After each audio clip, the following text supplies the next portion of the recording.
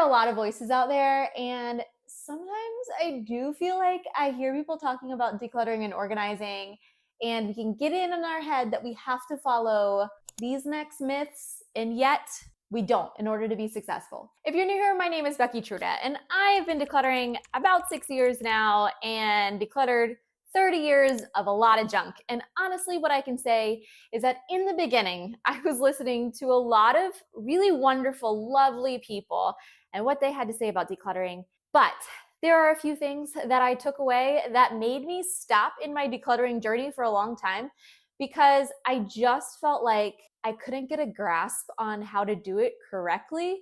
Like there was a one and only right way to declutter.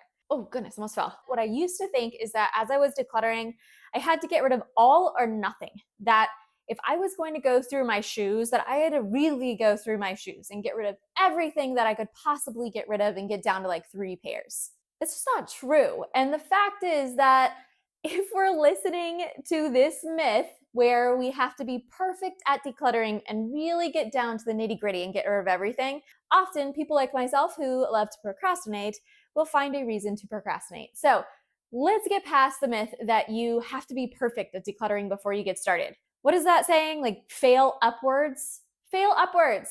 Don't stop yourself. Failure is only the sign that you are doing something that is new and hard, but it's the sign that you're also making progress. What have you learned about yourself on your decluttering journey that you can now do differently the next time? You do not have to get rid of everything. You do not have to be perfect at decluttering in order to get started. Fail upwards. And along with that, the truth is that you do not need to declutter everything. And here is the reason why. Because minimalism isn't about having nothing. Minimalism is about having what you need and what you enjoy, and so that you can do more of other things. I always got stuck on minimalism when I was decluttering because I thought that I was never going to be a minimalist because I liked things. And I still do. But the fact is, when I have too much, I'm unsuccessful at doing the things that I really enjoy, like spending more time with my family and having less anxiety and being able to spend more time outside. I can't do any of those things if I'm inside having to clean and organize and think about all the things that I have forgot to do. I can't do all the things that I enjoy doing. So don't think that minimalism is having nothing, and don't get stuck with that. If I want to be a minimalist, I have to declutter everything. It's just not true. Minimalism is completely individual. It is about you, and it's about finding and creating a space that is perfect for you.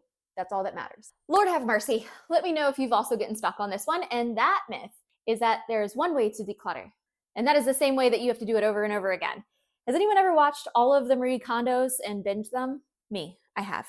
I also really enjoyed them, so I'm not trying to trash on her. But the fact is that I got stuck thinking that I had to do that way in order to declutter. And that way that she creates is fantastic, but it doesn't work for me, at least not all the time, because you know what? I can find joy in everything. And gathering all of my books together or all of my clothes together at one time gave me a lot of anxiety. And so I didn't want to do it ever again. What I would say now is that take pieces of everything that people say. There is a ton of wisdom out there, but not everybody's wisdom is going to work for you. That might have just been me and the way my brain works. But I really enjoyed things like the boxing party that the minimalists talk about, but don't get stuck in the overwhelming decluttering tornado that I got stuck in the myth that you have to follow the rule to the T. You can probably tell I get a little excited talking about this, so let's take a quick hydration break. Cheers. And I wanted to quickly thank today's sponsor, which is Lumi. I have tried every deodorant in the book because I have extremely sensitive skin and I never want to use aluminum in my products. I have not found anything that really works. You know that feeling you get when you're walking around with your arms straight down, you're hoping nobody smells you? I got so tired of that. And with summer right around the corner, I knew I needed something different. And so I got Lumi's starter pack about 6 to 7 weeks ago. Lumi deodorant is a whole body deodorant for pits, privates, and all the beyond. And it's really made a big difference. I love gardening, but gardening right now in this humidity is insanity. Lumi was created by an OBGYN OBGYN Shannon Klingman, and it's been clinically proven to block body odor all day, and it even continues to help you out 72 hours into the future. My favorite so far has been this whole body deodorant. It's in Vanilla Bliss. If you're a new customer, the starter pack is definitely the way to go. It comes with all sorts of things for you to try, like the full stick of deodorant, a cream deodorant, or a spray, and 2 free products like the wipes or the mini body wash. It also has free US shipping. So just for you guys, Lumi is offering an extra $5 off. If you click on the link in the description below and use the code MINIMAL, you're gonna be getting a deal of over 40% off. So I kind of hate telling you guys this one because I don't think you're gonna appreciate it, but it is a myth that we follow that is just not true. And that is decluttering is gonna be a one big dump thing I'm gonna do. It's that spring cleaning I only have to do once and I'm gonna be done with it. It's just not the truth. If any of y'all have been decluttering with me, we know that that's not the truth, right? Just like I live in a state that has 4 seasons, our lives change, our needs change, things that we do and enjoy and hobbies, they change over time. So please don't give yourself a hard time when you continue to declutter and declutter and declutter. Part of that myth is true. You do not have to declutter as often and you do not have to clutter as much once you've been doing it for a while.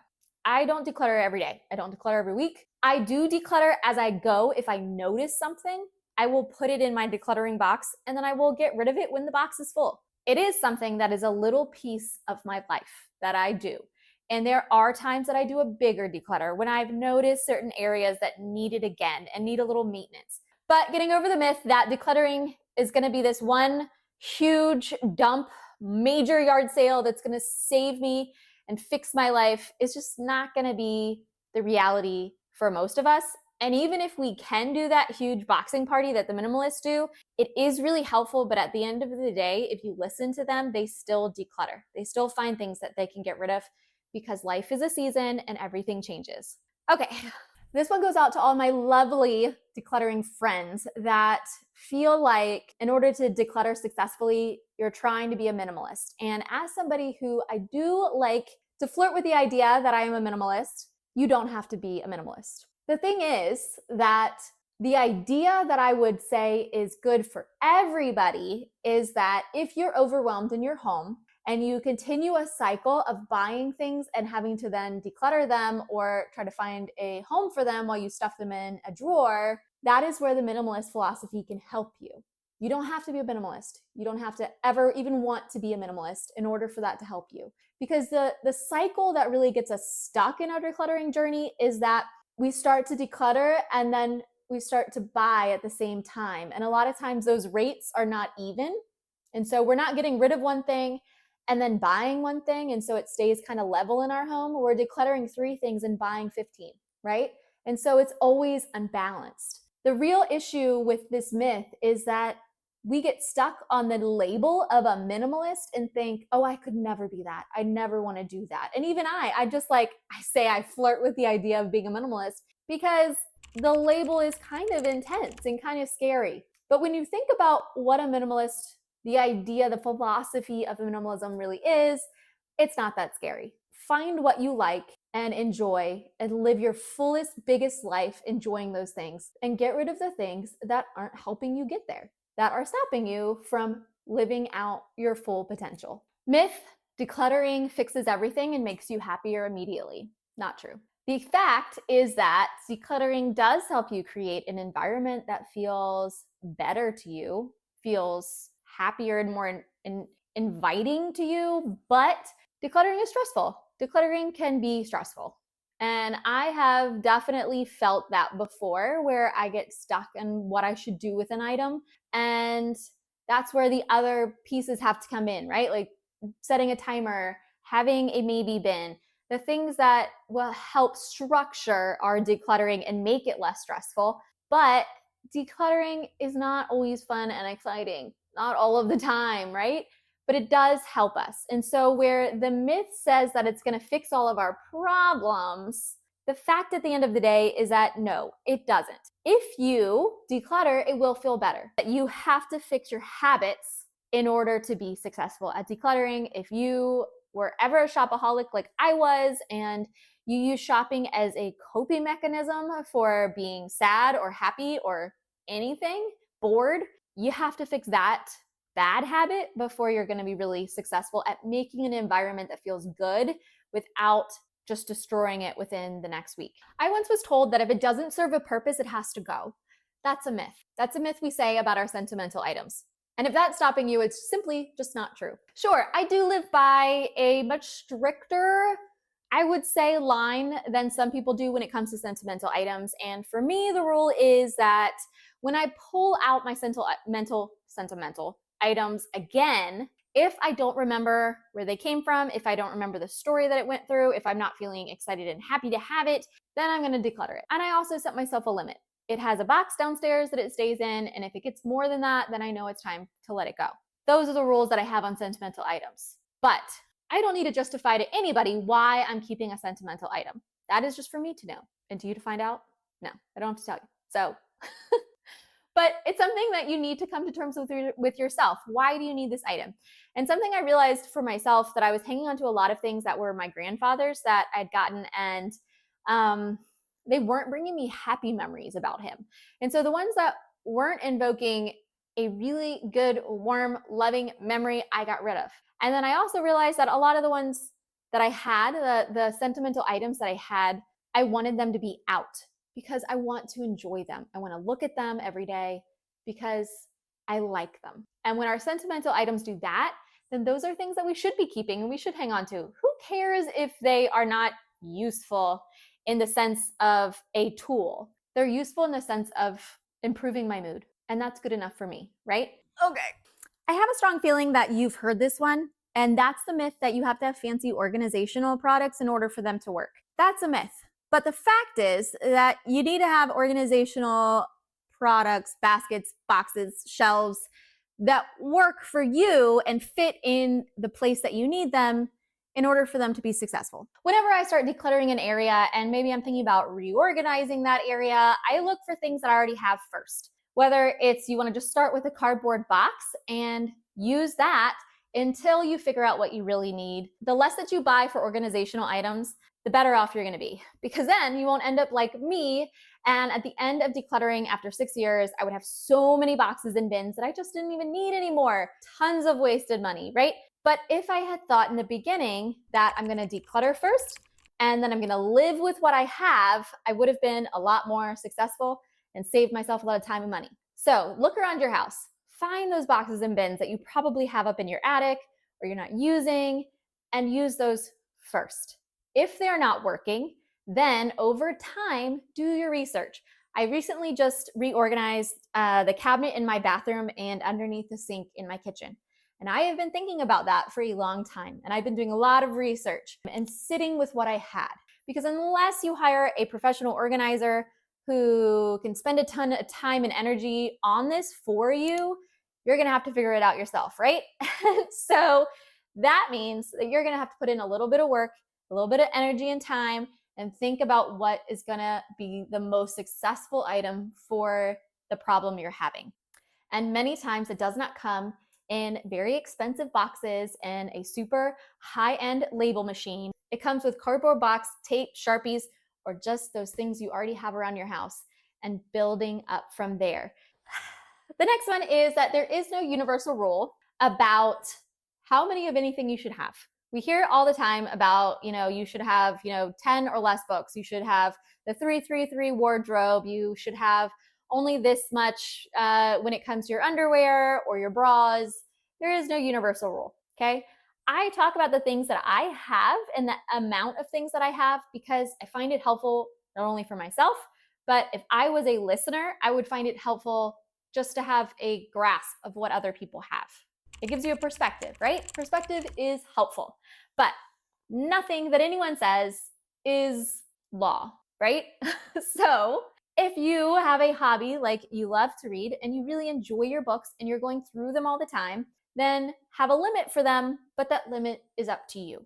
For me, what I have found is that I started with trying to build a capsule wardrobe, and that was really confusing for me. And so it took me years to build in different habits that led me to better understand my own style, better understand the things that I was comfortable in, and better understand what my limit is. So where now I don't have a 3-3-3 wardrobe, the idea was helpful. But when we stick too strictly to somebody else's idea of how we should live, we become uncomfortable. It doesn't work for us, right? And we're trying to make these things work so hard, and then we just give up.